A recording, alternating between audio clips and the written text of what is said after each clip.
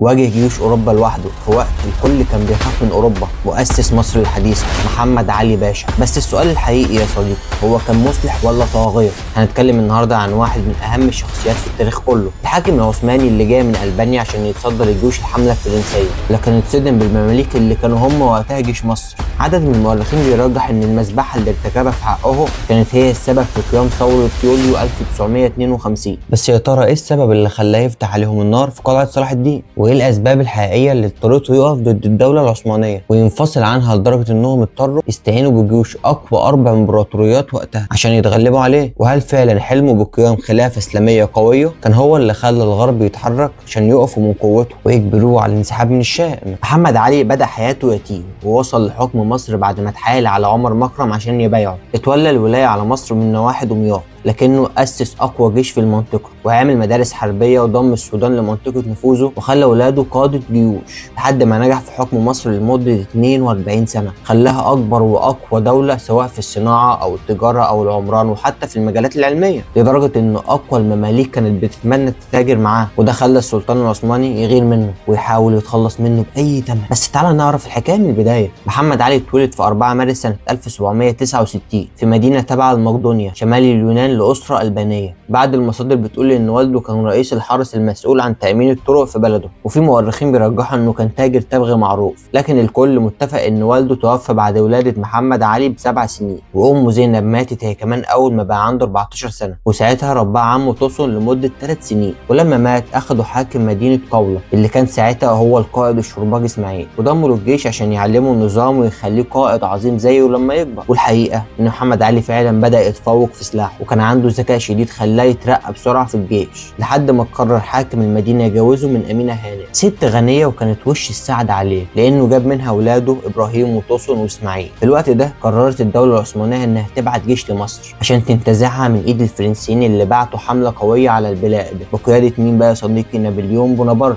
وكان محمد علي هو نائب رئيس الكتيبة الألبانية المكونة من 300 جندي. لما جيش رئيس الكتيبة فكان ابن حاكم مدينة قولة. أول ما وصلوا المواني المصرية سنة 1801 رجع رئيس الكتيبة لبلده وساب محمد علي لوحده مع القوات، فأصبح هو رئيس الكتيبة اللي اتحالفت مع المقاومة الشعبية بقيادة الزعيم عمر مكرم، ومع دعم الجيش الإنجليزي ضد الفرنسيين قدروا فعلا يحققوا النصر. وساعتها قرر المماليك يستغلوا الفرصة دي ويحكموا البلد بنفسهم، خصوصا إن أوروبا كلها كانت غير مستقرة في الوقت ده، والمماليك كانوا عصب الجيش المصري وكان بيتم اختيار أغلبهم من المرتزقة مقابل أجور بيتم الاتفاق عليها حسب كفاءتهم. واللي يحكم مصر كان بيستلم عدد من المماليك العثمانيين اللي هم الشركس أو الأتراك، وبيبدأ يضيف ليهم جنود تانية من المماليك أو المملوكين في مصر، وده غير إن كان كل أمير بيحق له يعين 100 مملوك كقوة تابعة له هو شخصيا. بعد خروج الحملة الفرنسية سنة 1801 كان الجيش المصري اللي هم المماليك متقسمين لصفين، الصف الأول بقيادة إبراهيم بيك الكبير اللي كان مخلص للدولة العثمانية، والصف الثاني بقيادة محمد بيك الألفي اللي كان مخلص للولاة الإنجليز، وكان حرفيا بيعتبر نفسه حليف ليهم.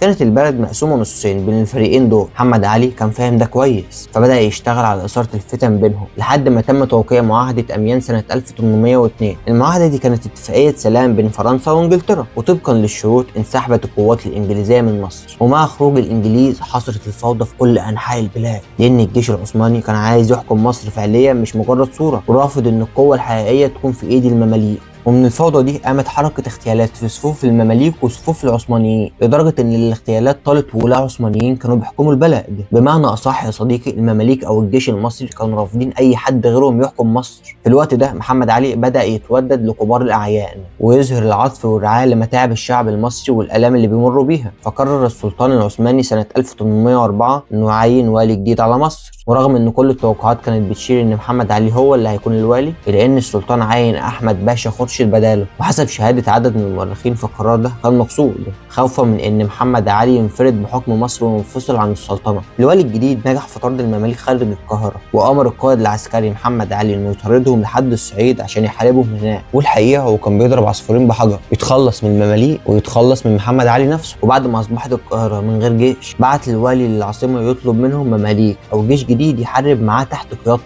لكن للاسف الجيش اللي جه من تركيا كان جيش ملعون اتعرف باسم الدولاب، ودول كانوا جنود متهورين جدا لدرجه ان الناس كانت بتوصفهم بالمجانين. واللي حصل ان الدولاب افسدوا ونهبوا القاهره واعتدوا على النساء وسرقوا الدكاكين، وكانوا حرفيا شبه مجاذيب مش جنود. طبيعي جدا ان الشعب يبدا يغلي من الغضب، فاجتمعوا عند بيت نقيب الاشراف الشيخ عمر مكرم عشان يستغيثوا بيه. الشيخ لما شاف حالهم راح للوالي احمد باشا خورشيد يطلب منه يسيطر على الجيش ده، لكن الوالي فشل ذريع. هنا بقى ارسل عمر مكرم للسلطان رساله بيطلب فيها عزل الوالي وتعيين محمد علي مكانه. وبالفعل يا صديقي تم تعيين محمد علي والي على مصر يوم 9 يونيو 1805. بس تدبير محمد علي لمكيده ضد المماليك كانت مهمه صعبه جدا، وهي انه يحاول يتخلص من المملوك محمد بيك الالفي اللي كان حليف قوي للانجليز، خصوصا انه كان بيساعدهم في حربهم ضد الفرنسيين وفي التصدي لجيش نابليون بونابرت. لكن محمد بيك الالفي رفض انه يستنى يشوف تصرف محمد علي هيكون ايه معاه عشان يقرر، وقال لا انا اللي هبدا، وجمع قواته كلها وقرر يهجم على القاهره قبل ما جيوش محمد علي تتحرك. بس محمد علي كان اذكى منه بخطوات، وكان عارف الخطه العسكريه دي قبلها بوقت كافي، وطلب من جيشه انه يتظاهر بالمؤامره عليه، وكمان يقنعوا المماليك انهم يختاروا يوم وفاء النيل عشان يهجموا فيه على القاهره. وفعلا المماليك صدقوا النصيحه وقرروا يهجموا في اليوم ده. بس محمد علي كان مجهز لهم خطه، امر جيشه يقاتلهم ويخرج فجاه. فعلا حصلت المفاجاه، قدر يقتل عدد كبير منهم وبدا يطاردهم لحد الجيزه، واستمر في قتلهم لحد ما انسحبوا تاني لغايه الصعيد. ورغم انها كانت مجزره بشعه بالمعنى الحرفي، الا انها مش هي مذبحه القلعه المشهوره اللي حصلت بعد كده في مارس 1806. بعدها جهز محمد علي جيش ضخم بقياده حسن باشا عشان يحارب المماليك في الصعيد، وحصلت بينهم معركه داميه، لكن في النهايه المماليك انتصروا. النتيجه ان السلطان اصدر امر بعزل محمد علي من ولايه مصر، وهنا محمد علي اتزنق جدا، فراح لاجئ للشيخ عمر مكرم نقيب الاشراف وطلب منه يبعت برقيه للسلطان العثماني يطلب فيها السماح لمحمد علي انه يكمل في منصبه كوالي على مصر. الشيخ عمر مكرم وافق بسرعه، وكتب في البرقيه عبارات اشاده كبيره بمحمد علي، وقال انه اظهر نجاح ملحوظ في نجاح المماليك خلال معارك سابقه. وفعلا السلطان وافق على الطلب، بس رفع عليه الضريبه الذهبيه اللي كان لازم يسلمها من 3000 كيس ل 4000 كيس ذهب، بالاضافه انه يبعت ابنه الكبير ابراهيم كرهينه في اسطنبول. في الوقت ده كان المملوكي محمد بيك الالفي حاصر مدينه دمنهور، فحاول محمد علي يبعت جيش يحرر المدينه، بس للاسف اتغلب تاني على ايد المماليك. ورغم الهزيمه الحصار اتفك من نفسه بعد ما جنود المماليك خرجوا من سلطه محمد بيك الالفي لانه فشل في دفع رواتبهم. وبعدها باسابيع توفى محمد بيك الالفي، وكمان القائد المملوكي عثمان بيك البرديسي، ودي كانت ضربه وحشه جدا لجيش المماليك. محمد علي ما ضيعش الوقت، قرر يستغل الفرصه وراح بجيش قوي جدا للقضاء على المماليك في الصعيد، وفعلا نجح في تحرير مدينه اسيوط. بس بعد النصر ده جت الكارثه الاكبر، وهي حمله فريزر. انجلترا قررت تبعت جيش قوامه 5000 جندي بقياده الفريق الكسندر فريزر عشان يحتل مدينه اسكندريه. المدينه دي ما كانتش خاضعه لحكم والي مصر وقتها، كانت مدينه منفصله بيتم حكمها بشكل ذاتي، واختارتها انجلترا بالذات عشان تكون مقر لجيشها اللي بيحارب الدوله العثمانيه. وحافظ المدينه امين اغا قرر يسلمها للانجليز من غير مقاومه، وفعلا الانجليز استولوا عليها يوم 21 مارس 1807. وبعدها بعت فريزر لقوات محمد بيك الالفي بعد موته عشان ينضموا ليه، لكن محمد علي اتصرف بذكاء، تواصل معاهم وعرض عليهم هدنه، ورغم انهم كانوا في الاول رافضينها الا انهم خافوا يتحاكموا بتهمه الخيانه لو تحالفوا مع الانجليز، فاضطروا ينضموا لمحمد علي ضد حمله فريزر. وقتها فريزر قرر يحتل رشيد والرحمنيه عشان يقطع طريق التعزيزات اللي ممكن توصل للقاهره عن طريق نهر النيل. وبعدها باسبوع بعت كتيبه من 1500 جندي بقياده اللواء باتري كوشوب عشان يحتلوا رشيد. بس هنا حصلت الملحمه، اهالي رشيد بقياده علي بيك السيلانكي دافعوا عن مدينتهم، كانوا بيرموا الرصاص من الشبابيك والاسطح على القوات الانجليزيه، فخسر الانجليز المعركه وانسحب اللي فاضل منهم لمدينه ابو قير. بس فريزر ما استسلمش وبعت جيش تاني عدده 2500 جندي عشان يحتل رشيد باي ثمن. في الوقت ده كان الخبر وصل لمحمد علي، فرجع من الصعيد وبعت جيش قوامه 4000 جندي. محمد علي كان واقف على خط النار، جهز جيش من المشاة معاهم 1500 فارس عشان يحرروا اسكندريه من الحصار الانجليزي. وفعلا انتصر محمد علي والانجليز انسحبوا تاني لاسكندريه. وهنا قرر محمد علي انه يحاصر على المدينه كلها عشان يجبر الانجليز يخرجوا منها غصب عنهم. واضطر الجيش البريطاني يوقع اتفاقيه صلح مع محمد علي، واتفقوا انهم هيخرجوا من المدينه مقابل انه يسلمهم الاسرى. وفعلا الانجليز غادروا من اسكندريه ومعاهم الاسرى واتجهوا لصقليه، بعد ما محمد علي قدر يتصدى لحمله فريزر اللي كانت خطر حقيقي على ولايته في بدايه حكمه لمصر. بدا يلاحظ حاجه خطيره خطيرة جدا، خسر الزعامة الشعبية عليه لأنه كان ناوي يعمل إصلاحات كتير، كان محتاج يفرض ضرائب أكتر على الفلاحين والتجار. فبدأ يشكل فريق جديد من الشيوخ يكونوا الشيوخ السلطان، زي الشيخ محمد المهدي والشيخ محمد الدولي اللي خدوا منه فلوس عشان يوقعوا بالشيخ عمر مكرم. وبالفعل محمد علي استدعى الشيخ عمر مكرم واتهمه تهمة كبيرة جدا إنه كتب اليهود والأقباط في دفتر الأشراف، وبعدها عزله من منصبه كنقيب للأشراف ونفاذ دمياط.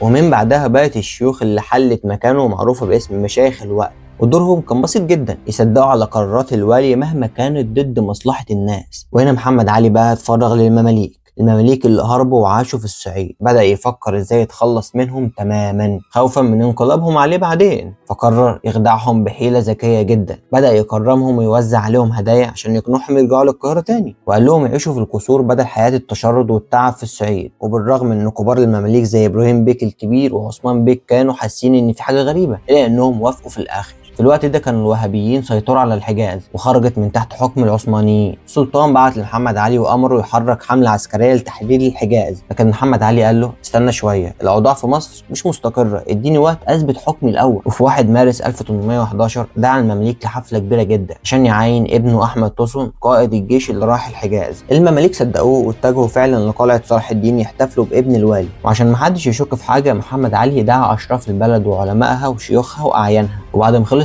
الحفلة طلب من المماليك انهم يخرجوا في موكب ابنه وهو نازل من القلعة. ولما وصلوا للمنحدر الصخري عند باب العزب، فجأة امر محمد علي بغلق الابواب، الخيول بقت بتطلع فوق بعض، وساعتها امر بفتح نيران البنادق عليهم، واتقتلوا كلهم تقريبا ما عدا امين بيك اللي نط بحصانه من فوق القلعة. عدد اللي ماتوا في المذبح دي وصل ل 470 مملوك. بعدها امر محمد علي جنوده يروحوا يقتلوا كل المماليك الباقيين في بيوتهم ويسرقوا ممتلكاتهم، واستمرت اعمال القتل والعنف لحد تاني يوم الصبح، واتقتل حوالي 1000 مملوك كمان. وبكده انفرد محمد علي بحكم مصر بعد ما خلص على المماليك كلهم. اللي حصل يا صديقي ده خلى مؤرخين كتير في الغرب ينتقدوه، وقالوا انه خدع المماليك واستدرجهم عشان يتخلص منهم بمذبحة بشعة تعتبر من ابشع ما حصل في تاريخ مصر، لدرجة ان بعض المؤرخين شايفين ان معاملته دي اليوم كانت السبب الغير مباشر لقيام ثورة يوليو 1952 ضد الحكم العثماني. لكن المؤرخين العرب وكبار الشخصيات المصرية زي الزعيم فريد كانوا شايفين غير كده تماما، كانوا مدركين خطر المماليك اللي كانوا بيفرضوا ضرائب كتيرة على الفلاحين والتجار باسم الحماية، وكانوا بيحكموا بالظلم والقسوة. صحيح ان محمد علي فرض ضرائب كتير فعلا، بس الفرق انه صرفها على تطوير مصر ورفع شأنها. ويكفي انك تعرف ان في بداية عهده الحركة الوهابية كانت قوية لدرجة انها شكلت تهديد مباشر على الدولة العثمانية نفسها. والسلطان وقتها طلب من ولاد مشك وبغداد يتحركوا بجيوش لتحرير مكة والطائف، لكن محدش قدر يهزم الوهابيين غير محمد علي. بعت ابنه احمد طوسون، ولما فشل اتحرك هو بنفسه ومع ابنه ابراهيم بيك وراح شبه الجزيرة العربية، وقدر فعلا يهزم الوهابيين ويجبر قادتهم يسافروا للعاصمة يقدموا فروض الولاء والطاعة للسلطان ويسلموا كل المجوهرات والتحف اللي كانت معاهم. محمد علي ما اكتفاش بمصر بس، الراجل كان بيحلم بامبراطورية كبيرة، فجهز حملة عسكرية ضخمة واتجه بيها ناحية السودان عشان يضمنها للأراضي المصرية، وكمان يستفيد من ثروتها الهائلة، ذهب وفضة وماس وكل الخيرات اللي كانت هناك. ده غير كمان حلمه انه يزود عدد الجنود في الجيش المصري، وده كان طريق تجنيد السودانيين نفسهم اللي كانوا معروفين بالقوة والشجاعة. لكن الأهم من كل ده، محمد علي كان عايز يقضي تماما على المماليك، فبالفعل جهز 4000 جندي بقيادة ابنه اسماعيل باشا، وطلعوا في مراكب نيلية متجهين للسودان، وهناك واجهوا المماليك وقدروا يحققوا انتصارات ضخمة. وبعد كده محمد علي ما اكتفاش بكده، بعت تعزيزات بقيادة ابنه ابراهيم باشا عشان يكمل فتوحاتهم على امتداد نهر النيل لحد ما يوصل لجنوب افريقيا. لكن للاسف بسبب انتشار الامراض في المناطق الفقيرة اضطر يرجع بعد ما عدى جنوب السودان وبعد ما المرض اصابه.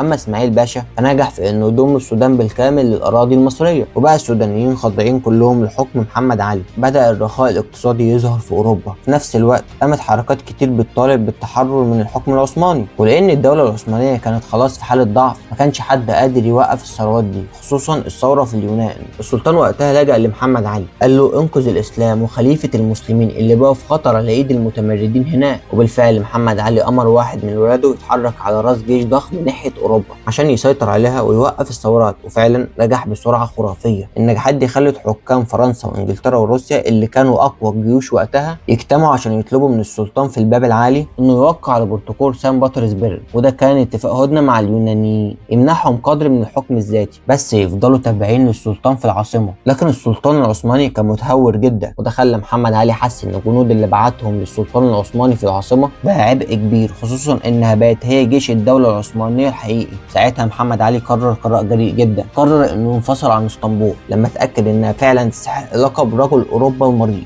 ورجع محمد علي على قوته لمصر، لكنه منساش ان الدوله العثمانيه بقت ضعيفه، وده خلاه يحلم بزياده نفوذ عن طريق ضم الشام للاراضي المصريه. في الوقت ده الشام كانت تحت حكم الدوله العثمانيه، ومحمد علي كان شايف ان الخلافه الاسلاميه بقت في خطر ومتفككه، وكان شايف ان الحل الوحيد هو انه يوحد كل الدول العربيه تحت رايه خلافه جديده قويه تقدر تواجه جيوش اوروبا واسيا لو حاول اي حاكم يتمرد على العثمانيين. وبالفعل بدا حمله عسكريه ضخمه ناحيه شبه الجزيره العربيه عشان يفتحها من الشام لحد اليمن في الجنوب، وخصوصا انه كان محتاج مواد مهمه زي الخشب والفحم الحجري والنحاس والحديد اللي كانت مصر وقتها انتاجها منهم محدود. ولحد ما تم توقيع اتفاقيه كوتاهيه سنه 1833 كان محمد علي خلاص بدا يحقق حلمه الكبير بخطوات ثابته، وبيمهد الطريق لامبراطوريه مصريه بتقود الشرق. وكانت الاتفاقية دي عبارة عن اتفاق بين مصر والدولة العثمانية اللي كانت وقتها بتحارب جيوش ألمانيا، وده لأن انتصارات إبراهيم باشا ابن محمد علي في شبه الجزيرة العربية كانت خيالية فعلا. تخيل تقريبا كان بيفتح كل يوم مدينة جديدة، لحد ما الدولة العثمانية اضطرت إنها توقع اتفاقية لندن سنة 1840 مع الإمبراطورية الروسية وبروسيا والمملكة المتحدة والإمبراطورية النمساوية عشان يكونوا كلهم ضد محمد علي وفتوحاته اللي ما كانش حد قادر يقف قصادها. وده لأن الأهالي في كل المدن اللي بيدخلها بيساعدوه، مش بس عشان بيصرف على الجيش، ده لانه كان بينفق الضرائب في مكانها الصح، فكانت التجاره بتزدهر والرخاء بيعم. الناس كانت بتفرح لما يسمعوا ان محمد علي دخل بلدهم، لدرجه ان الاهالي كانوا بيتطوعوا في جيشه بنفسهم عشان يشاركوا في فتوحات بتحرر بلادهم وبلاد المسلمين. المؤرخين المسلمين قالوا ان لجوء السلطان العثماني محمد الثاني للدوله الاوروبيه واستنجاده بالغرب ضد جيش محمد علي كان خيانه للاسلام، خصوصا ان محمد علي كان غيور جدا على الاسلام والخلافه الاسلاميه، وكل جهوده كانت لنصره الدين مش عشان مكاسب شخصيه. لكن في النهايه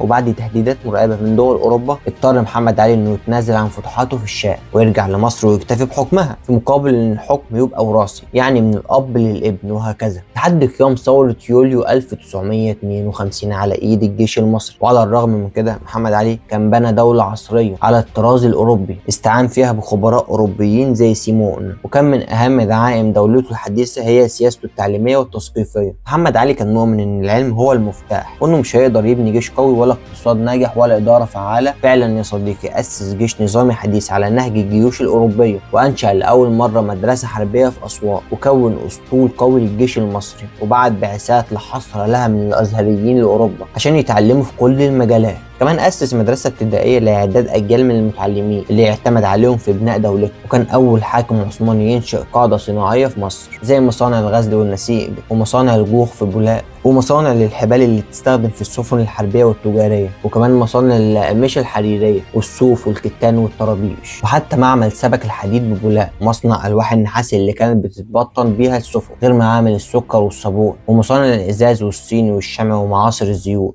كمان أنشأ الترسانة البحرية اللي كان ليها دور ضخم في صناعة السفن التجارية، واهتم بالزراعة جدا، شق الترع وبنى الجسور والقناطر ووسع الرقعة الزراعية، خصص حوالي 3300 فدان لزراعة التوت عشان إنتاج الحرير الطبيعي، وزرع الزيتون لإنتاج الزيوت، وزرع الأشجار لتلبية احتياجات بناء السفن. كمان دخل صنف جديد من القطن يصلح صناعة الملابس. وفي كل المجالات دي محمد علي أثبت تفوقه وعبقريته في تطوير مصر. لكن بعد توقيع اتفاقية لندن والتزامه بالانسحاب من الشام سنة 1840 بدأ يعاني من جنون الارتياب واشتد عليه المرض، خصوصا لما عرف ان ابنه ابراهيم باشا مصاب بالسل. السل وقتها كان مرض مميت في الغالب، واضطر ولاده انهم يشيلوه من الحكم بعد ما اصيب بالخرف في اخر سنين عمره، لحد ما توفى في 2 اغسطس 1849 وعمره ساعتها كان 80 سنه، بعد ما حكم مصر 42 سنه شافت فيها البلاد تقدم رهيب في كل المجالات، تجاره بقى، صناعه، زراعه، اداره، عمران. وفضل نسل محمد علي يحكم مصر لحد قيام ثوره يوليو 1952 اللي بدأت صفحه جديده في تاريخ مصر وشعبها. وبكده يا صديقي تكون نهاية حلقتنا النهاردة. ما تنساش تعمل لايك واشتراك وتستنى الحلقات الجديدة.